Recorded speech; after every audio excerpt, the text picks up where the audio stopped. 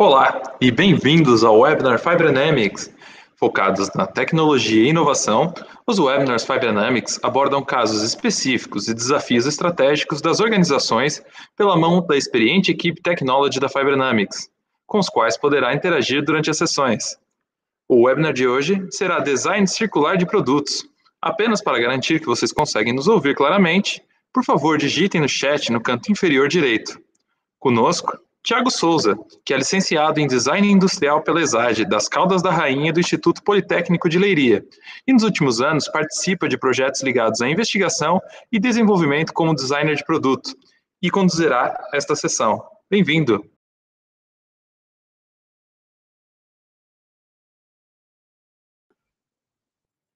Boa tarde a todos, espero que estejam a ouvir. Quero agradecer a vossa presença. Hoje este webinar vai se concentrar naquilo que é o design circular de produtos, fazer aqui um pequeno repto, por assim dizer, daquilo que são as tendências atuais, não só específicas naquilo que pode ser o design circular ou a economia circular, mas no fundo o que nós estamos a presenciar a nível de alterações de comportamentos de consumo e aquilo que muitos dos materiais e dos produtos que estão a surgir também refletem nesse sentido, e depois falar um bocadinho daquilo que é a passagem de uma indústria linear para aquilo que é a economia circular, a indústria circular, e como é que nós podemos ter aqui oportunidades de desenvolvimento de novos produtos. Relativamente às tendências globais de design, hoje em dia nós falamos muito daquilo que é a indústria 4.0, muito focado na digitalização, por assim dizer, e na internet das coisas. Surgem atualmente muitos dos produtos e serviços ligados a esta digitalização, ou seja, surgem novos interfaces, interligações e conectividade, ou seja, cada vez mais os produtos também sofrem essas transformações e essas metamorfoses, muito focado naquilo que também é novas soluções de fabrico, nomeadamente o fabrico aditivo, que nós vemos e deparamos com uma evolução significativa dentro dessa matéria. Surgem novos materiais cada vez mais interessantes para serem trabalhados, quase, e diríamos mesmo, produto final, com base naquilo que é o fabrico aditivo, e neste caso é um novo processo, ou seja, podemos considerar que é um processo de fabrico, por assim dizer. A robótica está a ganhar muito espaço naquilo que é também o dia-a-dia, seja na indústria, seja mesmo produtos de uso cotidiano, tudo o que seja para desapegar a pessoa do esforço. Nós vemos produtos muito bem posicionados nesse sentido. Temos também a questão da monitorização muito ligada àquilo que é a saúde. Vemos cada vez mais novos projetos a surgirem como dispositivos médicos que focam-se muito na monitorização e naquilo que é a telemedicina, e hoje em dia falamos muito disso, também fruto daquilo que é a conjuntura atual, e a pandemia também nos fez repensar um bocadinho estes serviços que nós temos no dia-a-dia, e os produtos também vão sofrer alterações cada vez mais significativas nessa matéria. Também trago aqui um projeto que acho particularmente interessante. Aqui é um conceito de uma cozinha em que cada vez mais nós vemos este tipo de conceitos aplicados, seja eletrodomésticos e outros gadgets pessoais. Neste caso é um novo conceito de frigorífico, em que consegue e tem a capacidade de fazer uma reflexão, por exemplo, ter um queijo, ou ter carne, ou ter peixe dentro de um frigorífico, ou legumes, tem também níveis de conservação distintos. E aqui é um bocadinho esse conceito de conseguir monitorizar o tipo de alimento e conseguir adequar a sua preservação face àquilo que são as características do próprio alimento. Ou seja, isto acontece, cada vez mais estamos a ser colocados à prova e a serem desafiados com este tipo de conceitos e de abordagens, e é interessante refletir naquilo que é a digitalização e a internet das coisas, com a tecnologia que nós atualmente temos e que está a ser desenvolvida, como é que nós podemos repensar também ele próprio os comportamentos de consumo e os hábitos do dia-a-dia dos utilizadores, não é? E isto leva-nos para novos produtos, como referi, tecnologicamente avançados, que depois podem dar origem a serviços, como é o caso do fabrico aditivo, que há equipamento muito bem estruturado e que depois pode estar e pode ser democrático, por assim dizer, chegar a todos via serviço. Outra das questões que nós não podemos descurar e que se tem falado tem a ver com esta questão do emocional, do produto cada vez mais emocional, ou seja, no sentido daquilo que foi dito no passado,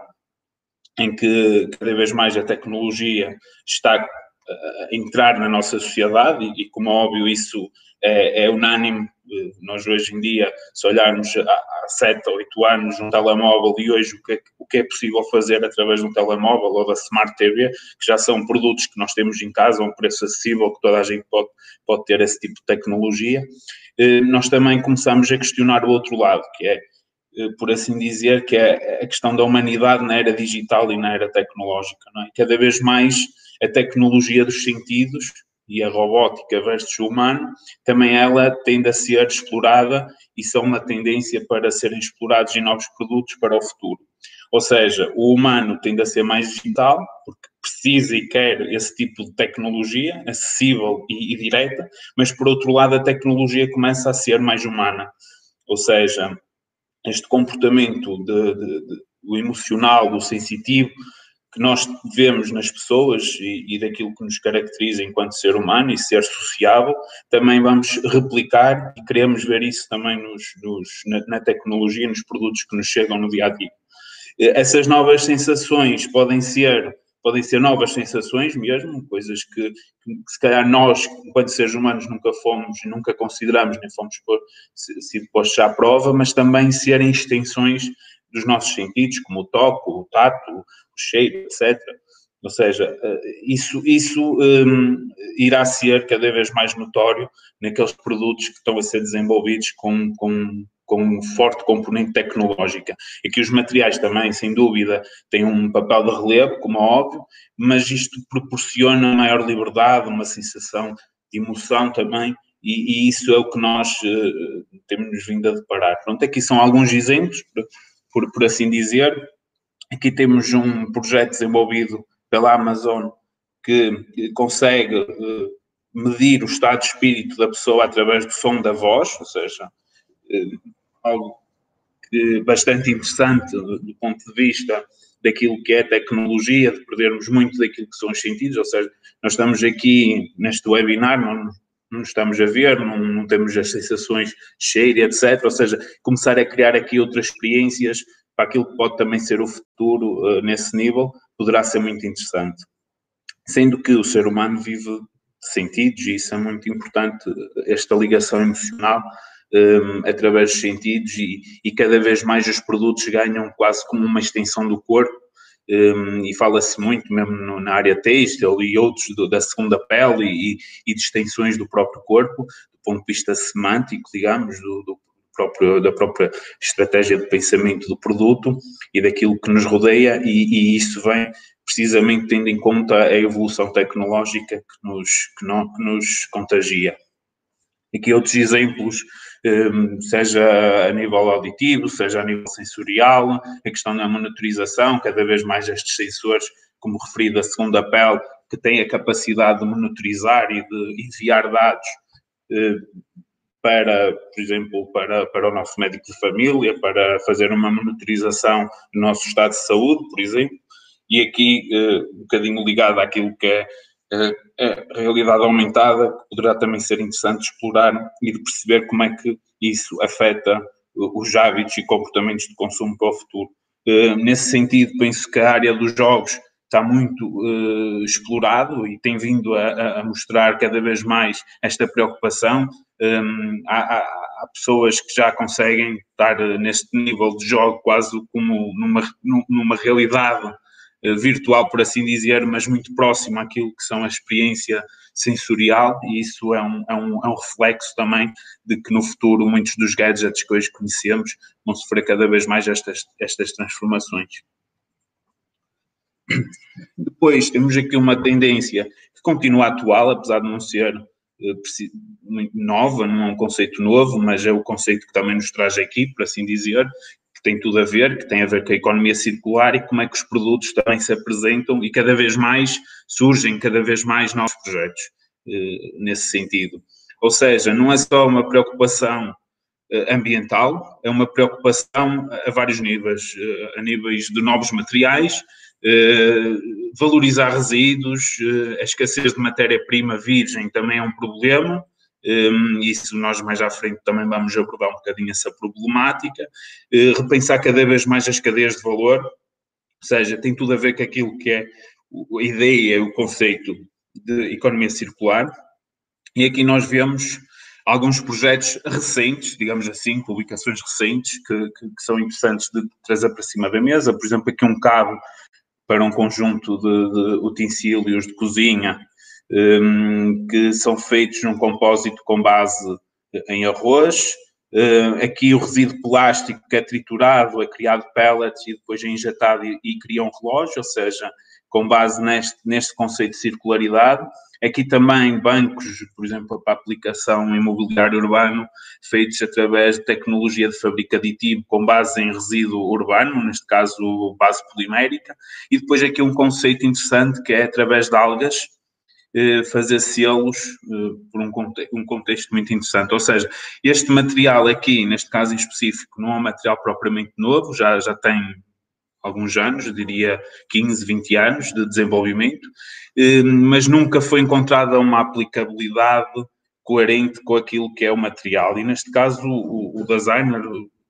promotor deste projeto, criou o selo para ir na carta, com base neste material, e isto é em Veneza, em Itália, e então criou quase um merchandising da cidade, por assim dizer, um cunho, uma marca da cidade, com o material que é criado com estas algas dos canais, e que é bastante interessante, ou seja, às vezes não se encontra imediatamente um rumo e uma utilização para um material que deriva de uma reutilização, ou um derivado de alguma coisa, e depois aparece e surge um projeto pertinente e adequado a essa finalidade. E aqui são alguns exemplos de estratégias que temos vindo e que se tem observado nos últimos tempos, e de certeza que vamos continuar a ver projetos a esta escala, com base naquilo que são a valorização de resíduos, novas matérias-primas, e com esta preocupação ambiental, esta preocupação das matérias-primas com baixo impacto ambiental e de reaproveitamento. Depois, um bocadinho mais arrojado, digamos assim, mas que é plausível e que há provas dadas também, que tem a ver com aquilo que é o biodesign e a biofabricação, ou seja, há uma tendência para aquilo que são os códigos biológicos, como aos códigos computacionais, ou seja, cada vez mais há a ideia de criar produto através de organismos vivos, ou seja, os micro-organismos. Estes conceitos são bastante interessantes, no sentido em que vão mais além de alguns conceitos que foram explorados nos últimos anos, como a biomimética, que também vamos falar à frente, é que nós refletimos muito daquilo que são os mecanismos e as funcionalidades da natureza, mas aqui estamos a falar a outro nível, é como se o produto tivesse uma vida própria e conseguisse se adaptar às finalidades para aquilo que são pensados e desenhados e projetados. Aqui também é interessante perceber que na área da biofabricação há projetos ainda mais, que já estão a ir mais além disto, que têm a ver com o DNA digital, por exemplo, ou seja, através da realidade aumentada ou através de formas de retirar o DNA de algo, conseguir criar um produto e conseguir adaptá-lo, por exemplo, a uma pessoa. A ideia da customização e da personalização pode e está a caminhar para esse tipo de tendência, com base no estudo matemático e de relações que possam levar o produto a esta escala. Há software já específico para desenhar através de cálculo matemático e criar formas através dessas equações. Por exemplo, há uma cadeira interessante que não está aqui como exemplo, mas é um projeto que está comunicado, que é com base em medidas antropométricas, eles conseguem criar uma cadeira confortável e ergonómica com base em parâmetros matemáticos, que depois é feita através de fabrico por adição, impressões 3D. E estas são algumas das tendências, quer do ponto de vista tecnológico e de cálculos matemáticos, de como é que nascem as coisas, como na natureza, não é? A natureza depois tem uma forma muito específica de crescer, cada elemento tem a sua forma de crescer, de viver e de morrer, que é o conceito da circularidade, mas depois eles não ficam com aquilo que nós causamos nos produtos, que é o resíduo, não é? Ou seja, há sempre um ciclo natural de conseguir viver no mesmo ecossistema, não é? Isso é o que se tem cada vez mais procurado com estes desenvolvimentos, digamos, dos materiais programáveis. São vivos, são biodegradáveis e transformam completamente a experiência do utilizador. Estão aqui alguns exemplos, estamos a falar, por exemplo, couro vegetal a partir de plantas e de materiais à base de celulose, e depois outros conceitos com base em estruturas de superfície e de conceitos de aerogélia e etc., outros materiais mais específicos que podem dar e que são com base em organismos e micro-organismos que, com base nisso, por exemplo, reagem com o calor da pessoa, ou reagem com a pressão, ou alteram a cor, ou modificam-se mediante os níveis de sudação, etc., e podem ser bastante interessantes nesse sentido de adaptação, de personalização e de responderem afirmativamente a uma funcionalidade que nós procuramos e com base no conceito bio. Estas são aquelas macro tendências, por assim dizer, que depois derivam para uma série de micro tendências que nós vemos. As micro tendências são algo mais efêmeras, as macro são aquelas que estabelecem as tendências a mais longo prazo e, nesse sentido, parece-me que daquilo que é do ponto de vista dos materiais e do design de produto, são aqueles que temos aqui que temos que ter alguma atenção, porque são aqueles que vão, efetivamente, ter uma evolução e cada vez mais presença naquilo que são as tendências e os produtos resultantes deste tipo de filosofias. Relativamente aos modelos industriais, isto agora para começar a introduzir um bocadinho a temática do design circular de produtos, nós temos tínhamos um modelo linear e o modelo circular que depois veio e que está a ser cada vez mais trabalhado e explorado. Ou seja, nós na economia linear, isto é aquilo que nós conhecemos e atualmente acredito que ainda não está completamente enraizada, porque se estivesse não eram temáticas que teriam este interesse e este impacto de serem explorados, mas aquilo que tem que mudar em termos de paradigma também não é só a nível da indústria, mas também o comportamento de consumo que foi e tem sido a principal causa deste consumo que nós vemos e consequente criação de lixo e de resíduo que nós assistimos. Há vários estudos, há inclusive um filme que fala na questão de programar e planear o produto por um curto espaço de vida, ou seja, se nós olharmos para aquilo que é a evolução tecnológica, conseguimos compreender isso, não é? Não estou a falar na tecnologia, da disquete até hoje a cloud, porque isso aí é um avanço tecnológico de conceito mesmo da forma como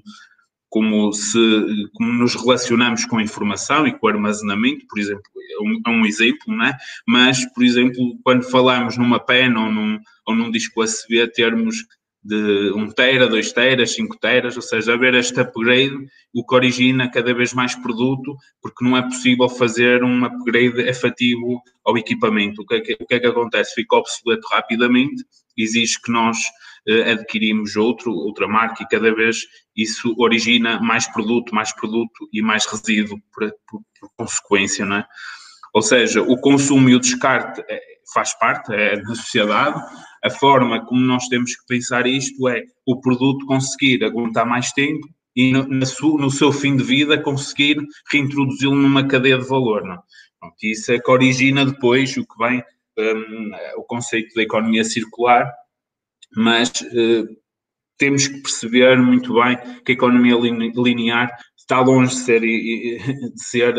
posta de lado, porque infelizmente tem a ver com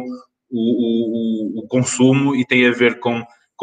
as marcas ainda estarem preparadas, ainda não estarem preparadas para aquilo que são os conceitos de economia circular, mas sim linear, que é criam um produto, vendem milhares, matam o produto e criam um produto similar que depois vai ter a escala económica que eles pretendem e matam esse produto e assim como consequência disso estamos sempre a ter produto, estamos sempre a ter resíduo e etc. Com a economia linear nós temos vários problemas, não é? Temos um maior desperdício, como é óbvio, temos uma escassez de matéria-prima, ou seja, prova disto, por exemplo, atualmente com a pandemia, precisamos de ter grandes estoques de máscaras, não é? E muita do tecido empresarial português começou a fazer máscaras. Não há matéria-prima, não é? Estavam dependentes da China para ter a matéria-prima para fazer a máscara. Nós podemos ser muito bons a fazer a máscara, mas sem matéria-prima temos consequências muito complexas. E isto é um ponto em que nos diz que se calhar a economia linear ainda existe e vai continuar a existir enquanto não houver esta real transformação para uma economia circular. A dependência de fornecedores externos, ou seja, é claramente isto que nós estamos aqui a falar, e depois os avanços tecnológicos e os novos modelos de negócio também afetam claramente a economia linear. Isto para dizer que as empresas que estão tecnologicamente mais avançadas e que têm uma estratégia de negócio muito mais à frente, é as que conseguem realmente apresentar um produto de valor acrescentado e diferenciador face àquilo que é a economia linear, não é? E nós vemos que o simples facto de um produto não é só um produto, tem muitos componentes, não é? Por exemplo, uma máquina fotográfica, temos aqui a quantidade de componentes que tem, e isto, se começarmos a fazer uma relação a todos os eletrodomésticos que nós temos em casa, a todos os equipamentos eletrónicos que temos no dia-a-dia, nós chegamos aqui a uma quantidade imensa de materiais que no fim de vida são muito difíceis de separar, são muito difíceis de conseguir reciclar ou reintroduzir numa nova cadeia de valor, porque é muito dispendioso fazer esta separação e esta recolha. E este é realmente, efetivamente, o grande problema, é a seleção de materiais que depois não podem ou não se consegue reaproveitar, nem reintroduzir, e depois um custo imenso para conseguir fragmentar todos esses dispositivos, não é? E isto depois vai conter metais pesados, vai conter uma série de materiais que contaminam efetivamente e que são prejudiciais para a saúde se não forem bem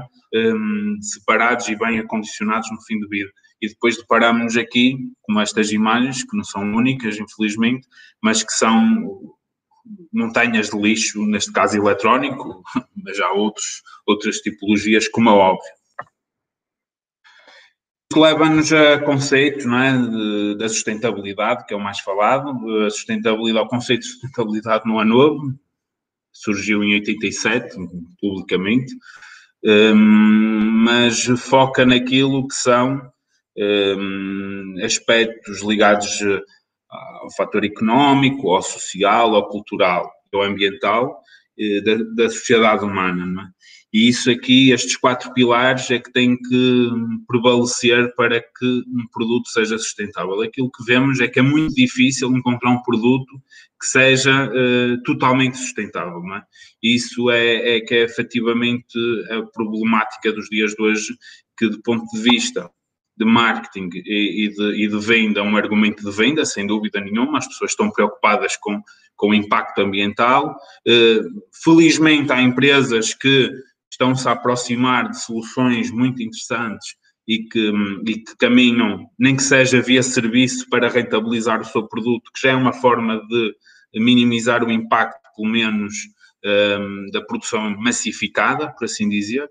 Mas há aqui algumas questões, aqui colando muito ao que é o produto, não é? Quando nós falamos de produto sustentável, por assim dizer, nós temos que ter aqui aspectos em consideração. Os materiais, seja se são biodegradáveis, se são de baixo impacto, de onde é que eles vêm, etc, etc. Ou seja, tudo isto tem que ser questionado.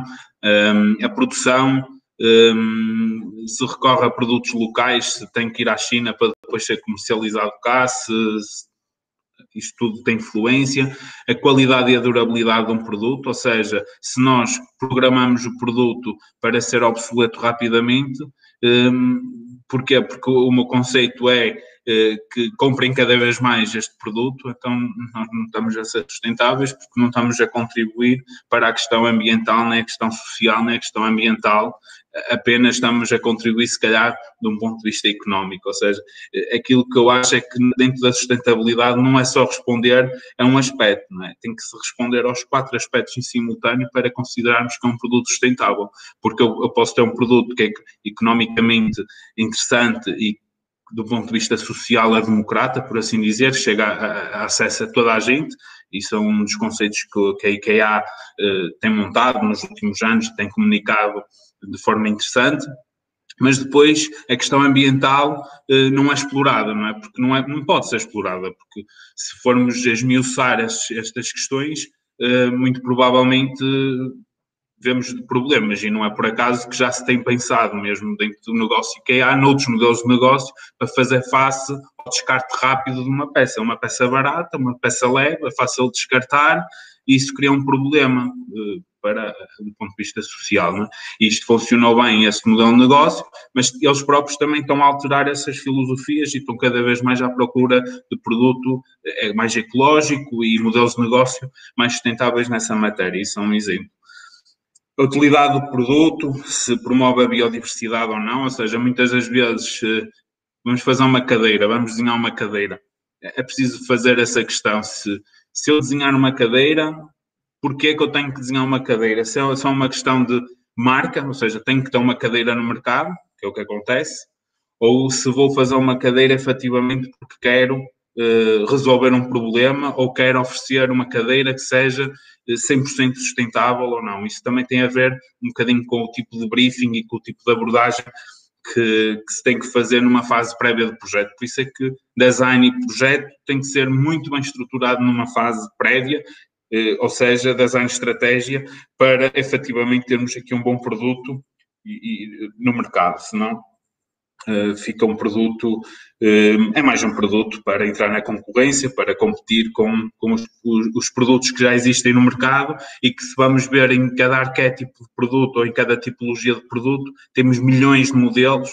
e que o nosso, em termos de marca, se tem que sobressair a ele. E isso é que é verdadeiramente insustentável, não é? Relativamente à sustentabilidade no design, também temos aqui algumas questões que são completamente pertinentes. A questão da durabilidade, o ser multidisciplinar, ou seja, num trabalho de design de produto, não funciona só o design, tem que haver aqui interação com várias áreas, engenharia dos materiais, engenharia mecânica, produção,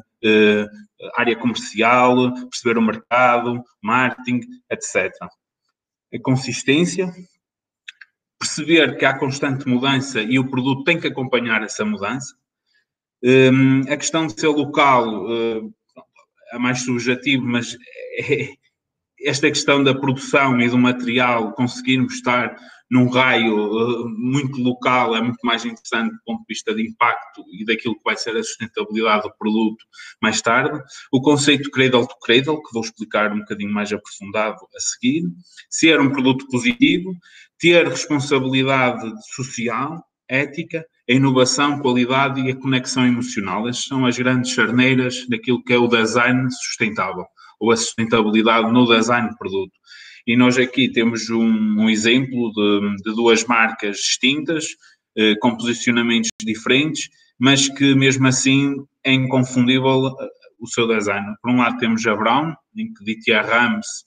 há uns anos bons, desenvolveu aquilo que é o conceito do good design, em que definiu 10 princípios, em que o design tem que ser simples, tem que ser compreendido, tem que ser funcional, e Jonathan Ive na Apple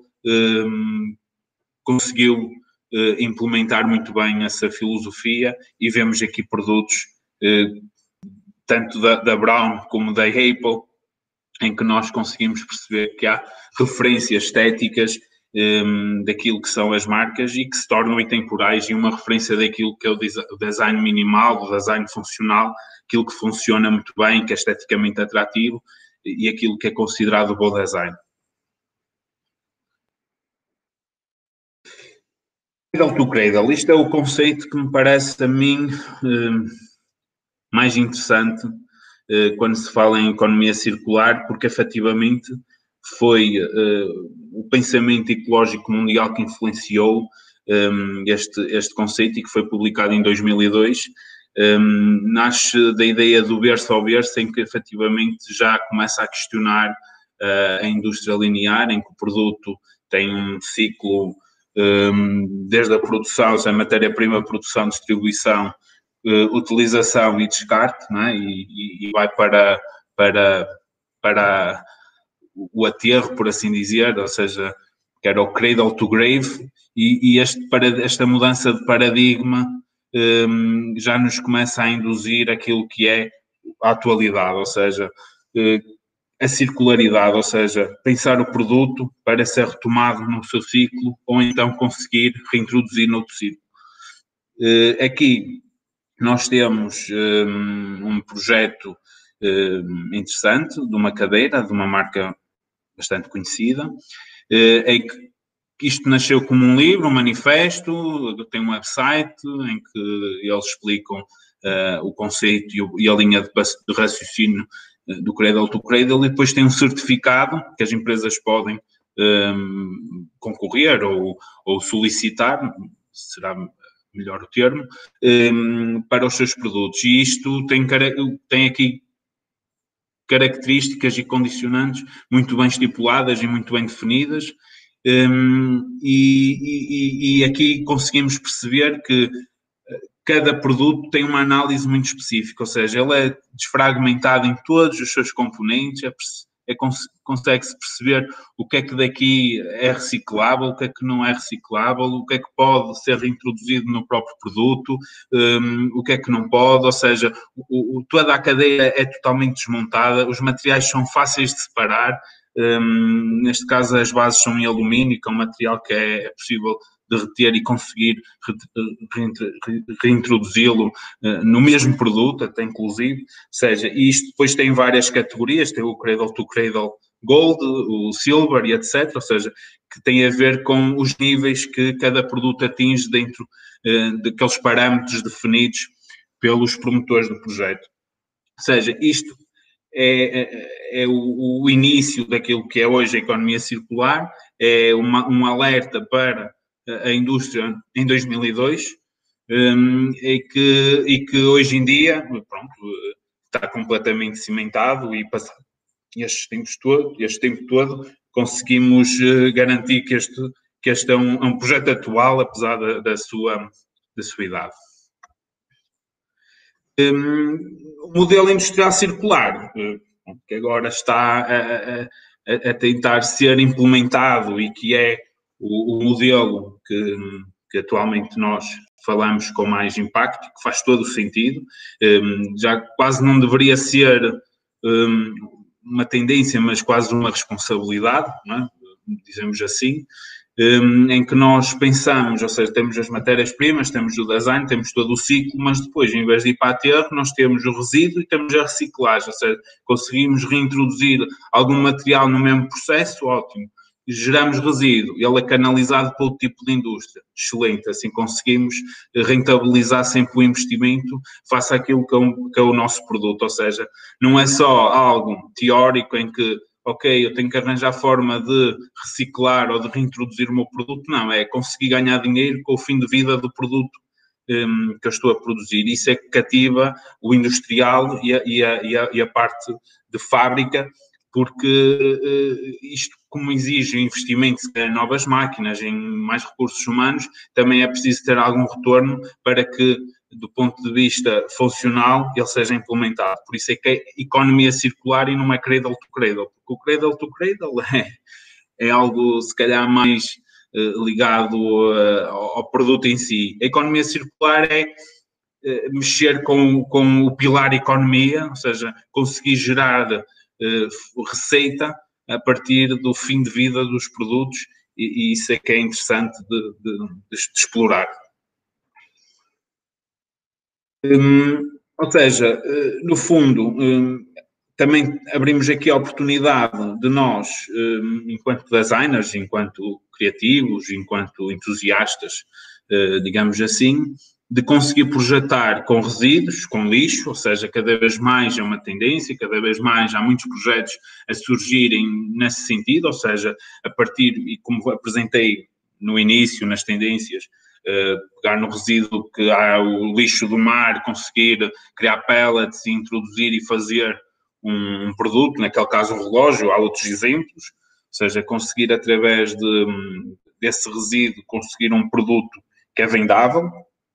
manter os produtos e materiais em uso, ou seja, conseguir sempre capacitar as matérias que estão naquilo que é o produto,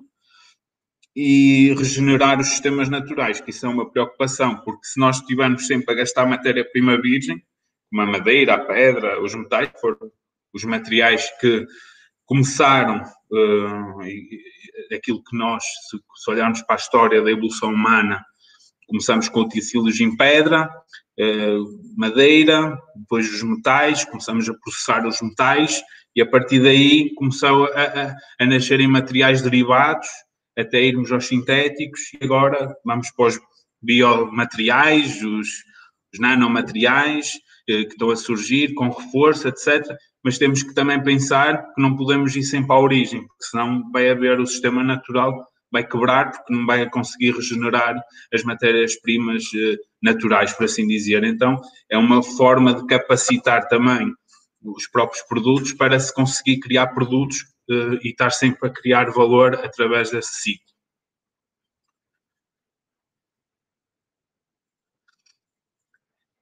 Agora, vou fazer uma pequena abordagem àquilo que é o design circular de produtos, ou seja, nós anteriormente focámos muito naquilo que era a indústria linear, a sustentabilidade, o conceito cradle to cradle e a economia circular, ou seja, focar naquilo que é, digamos, a indústria, a economia, e agora focar mais naquilo que é o design. Já abordámos antes o ecodesign, mas agora vamos aprofundar um bocadinho mais. Um dos grandes problemas, como também já referi, muitas das vezes eu vou fazer este produto, porquê? Não é? Qual é o uso? Nós aqui temos dois tipos de produto, não é? Temos um descascador de bananas, que nós temos que perguntar porquê que ele existe, e depois temos aqui um descascador de cascas que na área,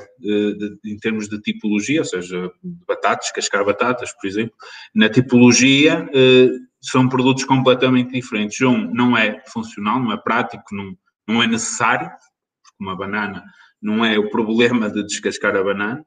e no outro temos algo que otimiza e rentabiliza o próprio alimento, porque consegue ser muito incisivo naquilo que é a sua funcionalidade.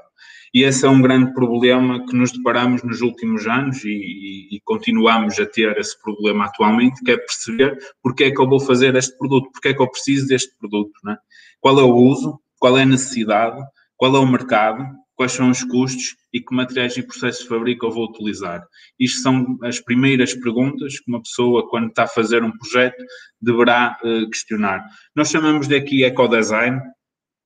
mas, na verdade, quando nós estamos a projetar um projeto, eu não vou dizer que vou projetar tendo em consideração o ecodesign. Isso é errado. O ecodesign tem que fazer parte da estratégia e da abordagem projetual, por assim dizer. E isto é que é a grande mudança de paradigma e da evolução, ou seja, se calhar antigamente os designers para um projeto específico é que questionavam isto e davam muito mais ênfase a outro tipo de preocupações, ou do ponto de vista de otimizar a produção, de ser muito mais barato a produzir, de facilitar a questão do molde, e se calhar agora já olha e diz, não, se calhar o molde vai ser um bocadinho mais caro, porque o meu cliente até está disposto a pagar um bocadinho mais, mas o produto tem que ser amigo do ambiente, tem que ser funcional, tem que ser intemporal, tem que ser pertinente. Isso é que é a mudança também para aquilo que é a indústria, e nós, enquanto designers, e sabemos que cada vez mais temos que questionar estes requisitos e estas funcionalidades. Aqui é um quadro que é adaptado, também de 95, mas que mostra o que é um produto eco.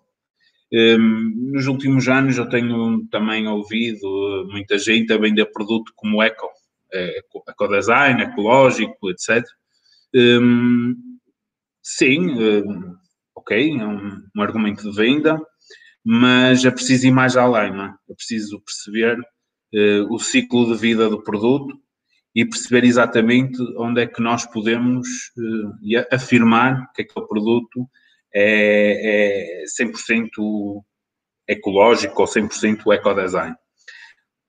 Podemos perceber que temos matérias-primas, as matérias-primas têm que ser processadas, têm que ser transportadas, a energia gasta na transformação, por exemplo,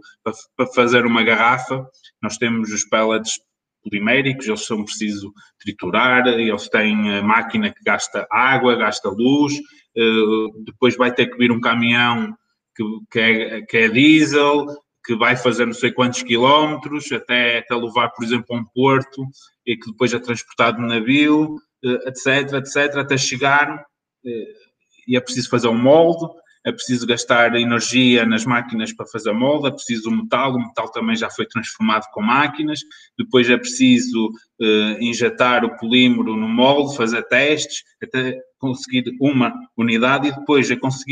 temos que rentabilizar esse processo, fazer milhares de embalagens, muitas das vezes em sequências de 24 horas durante não sei quantos dias, sempre luz, energia, e a garrafa no fim vale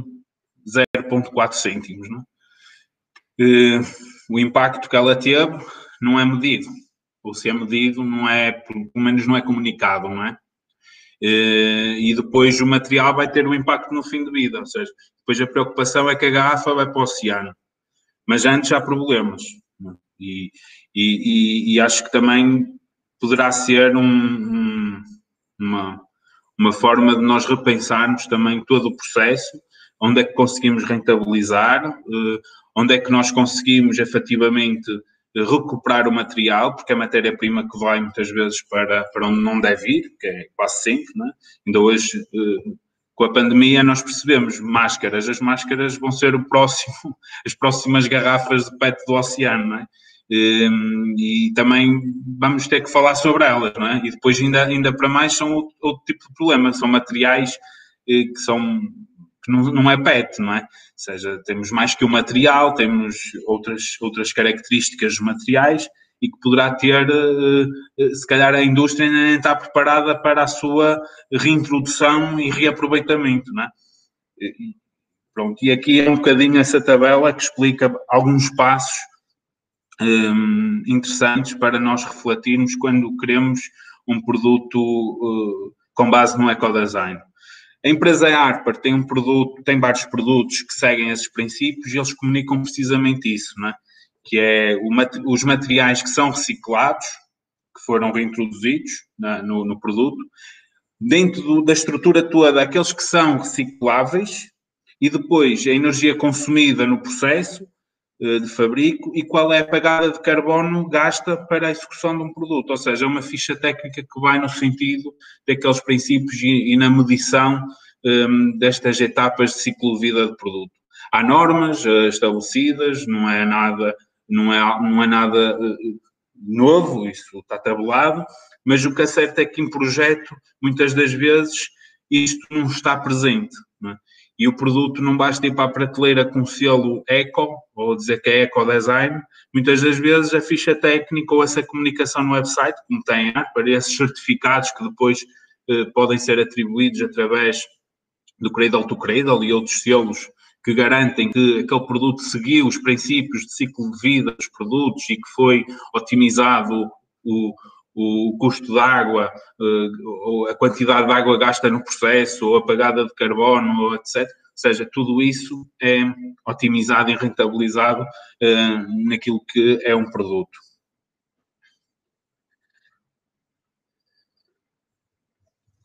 Alguns princípios de ecodesign,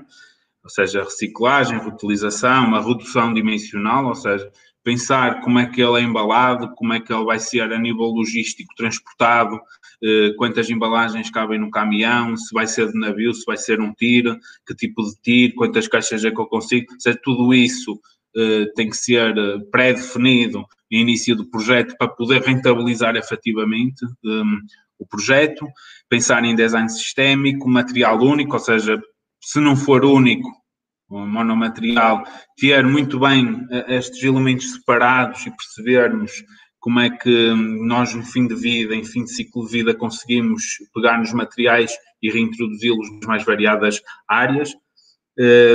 Pensar o design por componentes, que vem nesse sentido. Redução do material, ou seja, reduzir um bocadinho ali, um bocadinho. Conseguimos reduzir muito quando estamos a falar numa produção de escala, e isso há empresas que se dedicam a nível de processo industrial nesse sentido, o que é muito interessante, porque rentabilizam sem dúvida e conseguem ter um produto teoricamente mais ecológico face a onde não houvesse este tipo de estudo.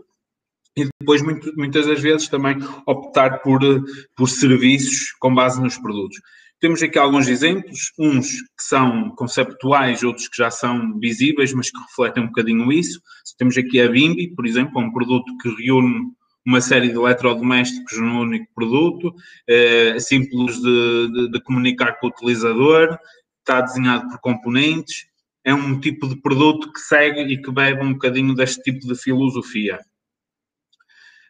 Não quero com isto dizer que não é feito com materiais que depois possam, ou seja, tem metais, tem polímeros, mas consegue concentrar,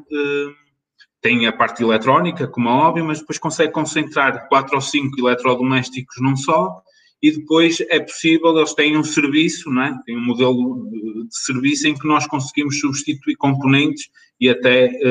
rentabilizar nesse sentido o equipamento. Aqui é um projeto da Google, conceito de um smartphone, em que, por exemplo, agora vem os 100 megas, depois vem 200 gigas ou 300 gigas, e eu consigo, um módulo, fazer esse upgrade, ou seja, pensar o produto quase como um software, vai-se atualizando e vamos mantê-lo por um longo período de tempo. Poderá ser muito interessante nesse sentido. Por exemplo, aqui está um projeto em que a Philips se aliou, em termos de parceria, com um projeto de arquitetura RAW, em que eles pagam apenas o consumo de energia, ou seja, eles criaram uma lâmpada, ou seja, a Philips fornece-lhes as lâmpadas, é um serviço, e essa lâmpada consegue medir a quantidade de luz que o gabinete gasta e só apaga a quantidade de luz gasta. Ou seja, isso também abre aqui um compromisso a nível de serviço com empresas que fabricam lâmpadas e com nós, em termos de consumidor, que vamos ter também uma salvaguarda, porque quanto menos consumirmos, menos vamos pagar, não é? E é feito nesse sentido. Claro que depois há outras questões de implementação, porque aqui é um projeto piloto, chegarmos a este nível na sociedade, depois tem outras questões. E a questão que eu falei antes da IKEA, de lançar o aluguel de mobiliário, que vai precisamente e segue estes princípios e vai nessa continuação e nesse caminho de conseguirmos rentabilizar o negócio, de conseguirem rentabilizar o negócio, neste caso, ter um serviço disponível ao cliente, um serviço de aluguer, para maximizar assim também esse impacto ambiental causado pelo baixo preço e rápido descarte do próprio produto. Conceitos ligados à biomimética, ou seja, isto também são conceitos que também já falei e que são sempre interessantes, ou seja, a questão de pegarmos naquilo que é a natureza e os mecanismos que ela apresenta e conseguirmos traduzir e trazer para aquilo que são os produtos, minimizam muitos riscos. Porquê? Porque na natureza as formas que nós vemos lá seguem propósitos, seguem características muito específicas e que nós podemos aportar para aquilo que são os nossos produtos. O segredo em projeto, quando se quer seguir conceitos e princípios ligados à biomimética, é perguntar à natureza onde é que estão os mecanismos que nós queremos trazer para o projeto. Isto vai um bocadinho além daquilo que é a bioinspiração, vai conhecer a fenomenologia da própria estrutura natural. Há muitos exemplos, por exemplo, o velcro nasceu nesse sentido. Temos aqui um TGV, um comboio de alta velocidade, que do ponto de vista aerodinâmico segue aqui a cabeça desta espécie de ave, e temos outros exemplos que vão nesse sentido, ou seja, numa ótica de inovar e de aumentar a criatividade, a biomimética, aliando com princípios de ecodesign e princípios da sustentabilidade e princípios da economia circular, efetivamente contribuem para um produto de valor acrescentado, diferenciador e que responde de certa forma a esses princípios e a esses requisitos. Relativamente àquilo que é o design circular, nós temos aqui dois princípios muito interessantes, que é aliar a economia circular ao design thinking. O design thinking é aqui muito focado naquilo que é a estratégia de design, ou seja, questionar muito o projeto prévio e depois aliar àquilo que são os conceitos de economia circular.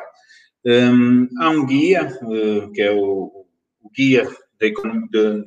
do design circular, que foi desenvolvido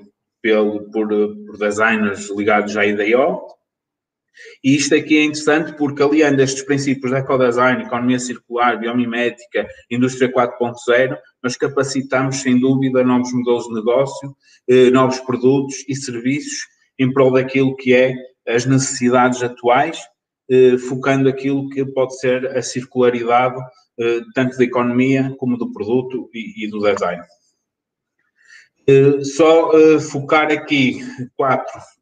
princípios macro, que é o produto desenhado na ótica do utilizador, ou seja, se conhecermos muito bem as necessidades dos nossos utilizadores, garantimos que o produto irá funcionar e irá responder às necessidades do nosso público, do nosso utilizador, o que vai garantir uma melhor aceitação para resolver determinados problemas. Relativamente aos materiais, como é que eles funcionam, também dentro destes princípios, novos materiais também exigem novas pesquisas e novas aproximações ao utilizador. Muito do consumidor ainda não tem esse tempo, nem sequer essa filosofia de perceber que aquele material não pode ter a resistência que tem materiais compósitos avançados, etc., porque são características diferentes, logo têm aplicações diferentes e há setores que são muito mais, que não é de consumo, não é onde nós conseguimos ver ali uma produção em série aumentada, e aí se calhar dão ênfase a produtos muito mais avançados, onde estas questões ligadas à sustentabilidade da economia muitas das vezes ainda não estão ultrapassadas, estão a ser feitos estudos através da nanotecnologia, etc., que reforcem os materiais e baixando o impacto ambiental, mas isso acontece e irá sempre acontecer porque tem a ver com a utilização e a tipologia de produto. Se formos para a área aeroespacial ou aviação, ou mesmo a indústria automóvel, é muito difícil metermos materiais com base em resíduos, com menos processamento, por assim dizer, porque vão exigir outro tipo de forças e dentro daquilo que é a ciência dos materiais vão exigir outras propriedades que podem não ser exploradas com base na valorização dos resíduos, por assim dizer. Depois a viabilidade, ou seja, dando novos negócios, ou seja, eu tenho um produto que não consigo reintroduzir na minha cadeia esse produto para fazer o mesmo produto que estou a vender, mas eu posso vender essa matéria-prima a outra área de negócio, ou até criar uma própria área de negócio dentro da minha estrutura, com outro produto, com base nesse resíduo proveniente de outro produto, ou seja, abre aqui outros negócios, abre aqui outras fontes de rendimento. Depois, pensar na evolução, ou seja, como já foi referido anteriormente, pensar como um software onde há upgrades, onde nós podemos ir acompanhando a evolução das coisas, ter uma narrativa muito forte, não é? Isso também é essencial para que se possa contar uma história e criar ligações entre os utilizadores. Em suma, e isto é transversal à metodologia de design, nós temos que definir, compreender, fazer e implementar, tendo em consideração todos estes aspectos ligados àquilo que é o design circular. Para terminar, só aqui falar e dar mote para possíveis oportunidades de projeto com materiais bio e renováveis, ou seja, aqui de forma muito lata, ou seja, acho que todos os setores, na minha opinião, têm oportunidades para desenvolver, como é óbvio. Eu aqui destaco estas 6, que parece serem áreas onde já há trabalho a serem desenvolvido nessa matéria: a área da construção, a área da saúde, a área alimentar, a domótica, a floresta e o mar. Floresta e o mar porque são áreas estratégicas, mesmo do ponto de vista interno, em que não há ainda muita coisa explorada, nomeadamente a nível nacional, e que pode ter aqui uma oportunidade para serem explorados novos produtos, novos serviços dentro dessa matéria, e depois as outras que são áreas que estão em franca progressão e conseguimos perceber claramente a evolução dentro destes setores. A nível de materiais, aquilo que eu destaco tem a ver com a questão da autolimpeza, a questão da autorreparação, os biomateriais, materiais compósitos, polímeros biodegradáveis, a funcionalização e a monitorização dentro daquilo que são os materiais, os nanomateriais, fibras naturais e a valorização de resíduos. E aqui temos alguns exemplos dentro daquilo que são os produtos, ou seja, polímeros com cargas minerais e com fibras naturais de reforço, sensores quase como uma segunda pele, com membranas que fazem a sensorização e fazem também esta questão da monitorização.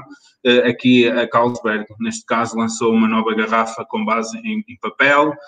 A questão do self-cleaning, da autolimpeza. A questão do papel também está a ganhar muita escala, trabalhar com celulose, ou seja, reaproveitar esta matéria para conseguir fazer novos produtos e que acompanhem também estas estratégias.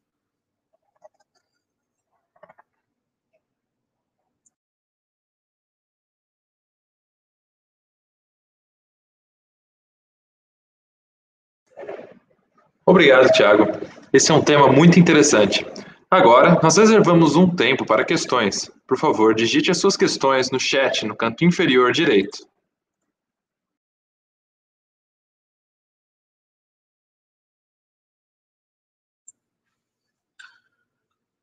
Olá, Edito. Obrigado pela pergunta. Conseguiremos algum dia ter um produto 100% eco? Eu quero acreditar que sim, que também a evolução e a tecnologia e cada vez mais há empresas e projetos que estão à procura destas respostas e o ser humano já deu provas de que não há um limite, por assim dizer, ou seja, nós vemos que a nível tecnológico estamos muito evoluídos. Eu quero acreditar que conseguiremos ter um produto 100% eco. Eu acho que não é a forma, se conseguiremos ter algum dia, a forma é quando e como é que isso se vai processar, ou seja, porque tem a ver com várias condicionantes. Tem a ver, por um lado, é o consumidor está preparado para ter um produto 100% eco. E depois, se a indústria também está preparada para o esforço financeiro para ter esse produto no mercado. Pronto, e é aqui um compromisso que tem que haver entre indústria e consumo e procura, digamos, e o utilizador, para que isso seja possível. Agora, se é possível, eu acredito que sim. Agora, tem estas condicionantes que têm que ser exploradas, não é? Tem que mudar muito o paradigma, desde onde é que vamos buscar as matérias-primas, como é que elas são processadas, qual é a pegada, tem que haver mesmo esse estudo aprofundado para que, no fim, possamos dizer é um produto 100% eco.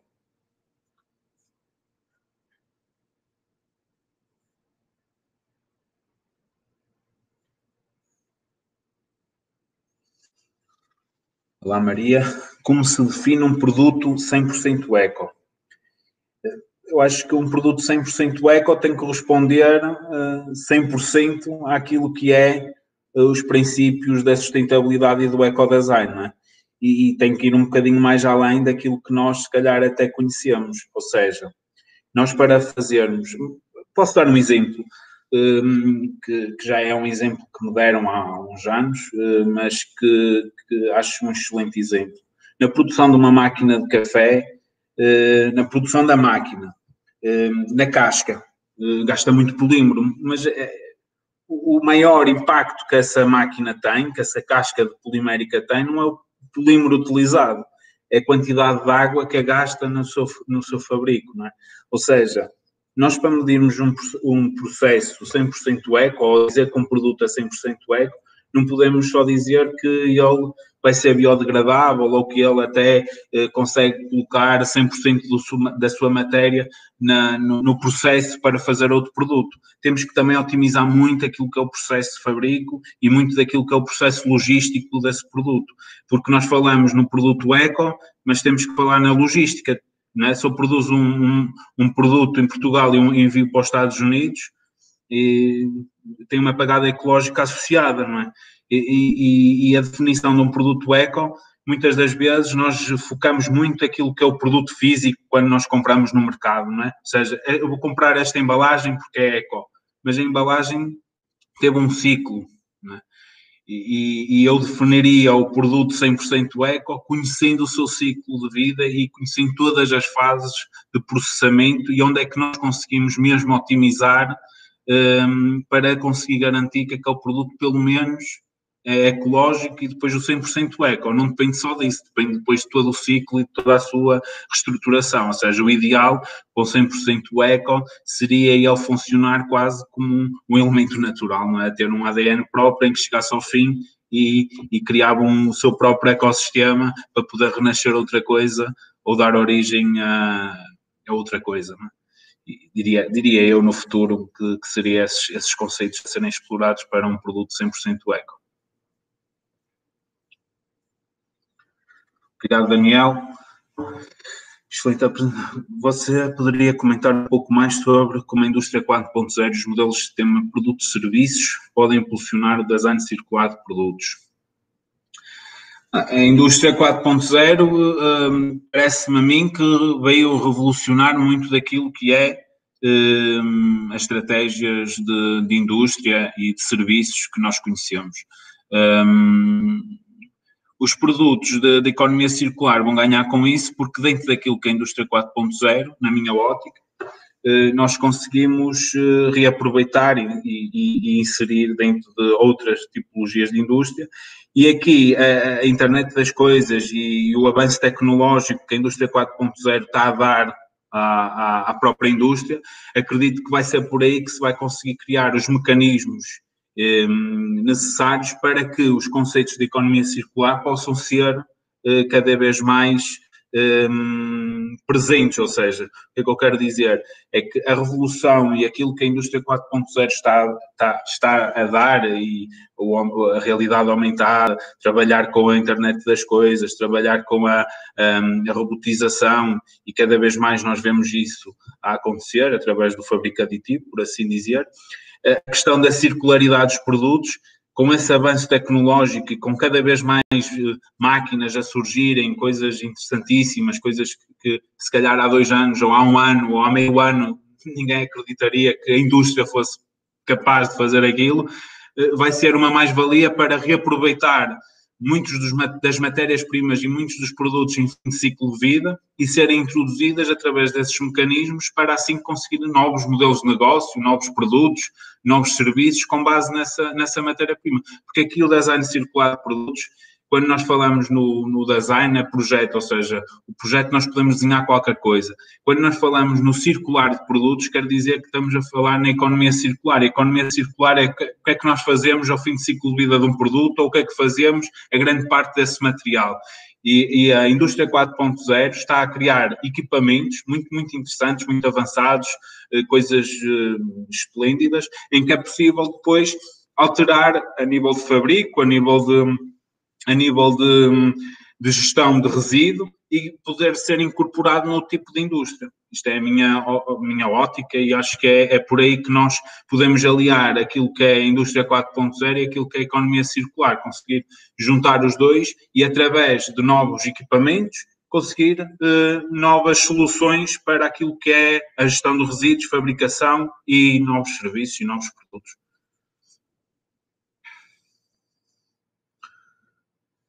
Sou da área de Química e temos trabalhado com a transformação de resíduos metálicos em pigmentos. Posso aplicar o design circular para a transformação de resíduos metálicos em pigmentos? Sim, eu acho que aqui a questão é os princípios ligados àquilo que é o design circular podem ser aplicados em qualquer tipo de indústria, em qualquer tipo de soluções. Aqui até poderíamos estar a falar de design de superfície, poderíamos estar a criar superfícies ligado a pigmentos e que partem de resíduos metálicos, ou seja, por si só conseguirmos criar aqui uma nova solução, um novo produto através de resíduos metálicos, atribuir pigmentação, isso pode ser introduzido num novo produto, ou seja, temos aqui um submaterial, um material que pode ser aplicado num produto para satisfazer uma reação ou determinada coisa, e aqui pode ser trabalhado a questão do design de superfície para conseguirmos atingir funcionalização e outras questões, ou seja, aqui parece-me a mim que pigmentos com resíduos metálicos poderá ter propriedades de conectividade ou condução elétrica, por assim dizer, e poderá ser algum tipo de sensor, ou seja, aqui o design pode perfeitamente trabalhar e ser inserido, e então aliar esses princípios de design circular fará todo sentido.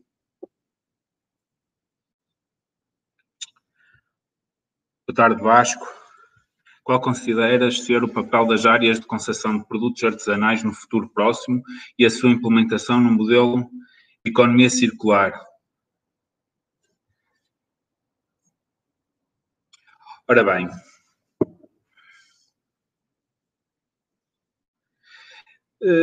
há novas tendências do handmade e de cada vez mais produto com escala reduzida, isso tem o seu espaço no mercado. Em termos de modelo de economia circular, há muito projeto que surge e que nós temos assistido que são valorizados dentro desse princípio, ou seja, até os que ganharam até uma escala mais mediática a nível de produto circular ou de economia circular ou sustentabilidade ou de ecodesign, até são produtos de escala muito mais reduzida, precisamente por aquilo que eu referi, porque a indústria muitas das vezes ainda não está preparada para a sua transformação e adaptação desses princípios à cadência natural do produto. Acho que aqui o produto artesanal veio também alertar e ser um agente de alerta para esses princípios e vemos cada vez mais aquilo que pode ser até o design do autor, como um manifesto, que é outra vertente, não é muito industrial, mas é outra vertente do design, que é um manifesto de reaproveitar. Relativamente ao artesanato em si, ou seja, às técnicas artesanais, como o barro, o vidro, madeiras, etc. Ou seja, se nós começarmos a ir buscar princípios ligados ao ecodesign e à sustentabilidade, nós vamos buscar o lado mais naif da produção, não é? Do produto. E eu vejo, sinceramente, que projetos ligados a pequena escala, projetos ligados ao local, projetos ligados ao handmade, que possam ter cada vez mais espaço naquilo que é uma afirmação dentro do modelo sustentável. Dentro daquilo que é a economia circular, estamos aqui se calhar a falar uma escala mais alargada, a nível de escalabilidade e de indústria, porque só assim é que vamos ter um impacto naquilo pelo menos daquilo que eu acho, é que só assim é que vamos conseguir ter um impacto que estes conceitos aqui nos traduzem, porque na minha ótica um produto artesanal e o artesanato em si em termos de impacto ambiental, é muito baixo, não é? Porque ele é feito normalmente com materiais locais, com produção local, o investimento a nível técnico a nível de fabricação é baixo,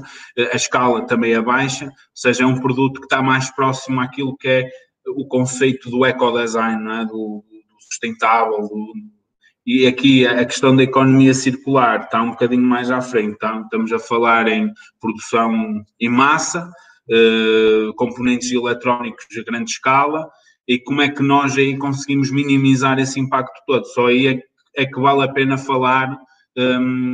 da questão do modelo de economia circular, porque aí é que vale a pena explorar esse modelo. E quando são produções mais baixas e aqui muito focado no artesanal, parece-me a mim que já está próximo desses princípios e que não é aí que reside o problema da ecologia em si.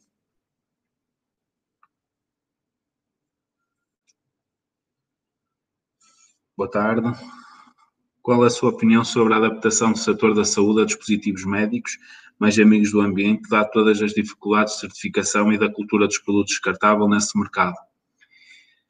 Sim, é um desafio, não é? É um mercado, é um setor que tem que ser explorado, sem dúvida, e nós atualmente vemos as fragilidades também de muitos dos produtos ligados à saúde, nomeadamente em território nacional. Fazer um projeto amigo do ambiente, como refere, tem todos aqueles desafios que já mencionei atrás, e como é óbvio, as questões da certificação são cada vez mais exploradas. Acredito que também a legislação tenha que ser adaptada à evolução, não é uma coisa do dia para a noite, porque não depende muitas das vezes não depende da indústria, nem depende do projetista, não do designer, ou seja, mas acredito que numa ótica de projeto de inovação seja possível, e cada vez mais é possível, termos um produto mais sustentável, mais amigo do ambiente, porque tem que ser pensado de raiz, não é? Ou seja, muitas das vezes aquilo que acontece é que há um material certificado, este material está validado e tudo tem que se centralizar naquele tipo de materiais, não é? Claro que aqui nós não podemos mudar esse conceito, porque se formos para o mercado com material que não tem essa escala, o produto simplesmente não passa nessa certificação, não é? E aqui tem que haver uma adaptação. Acredito e quero acreditar que à medida que as coisas vão evoluindo e que a engenharia dos materiais também se vá adaptando e vai apresentando cada vez mais soluções, acredito que é aí que vai residir a grande diferenciação de termos ou não termos um produto ecologicamente forte nesta área da saúde e dispositivos médicos. Agora, também depende do tipo de produto que estamos aqui a falar. Se for máscaras, tem condicionantes. Se for um aparelho para medir, por exemplo, a tensão ou qualquer coisa, se calhar acredito que já possa haver no mercado um material que seja capaz de responder a esse desafio. Tem tudo a ver com a aplicação, a tipologia e depois, como é óbvio, a certificação. E aí estamos dependentes da legislação, por assim dizer.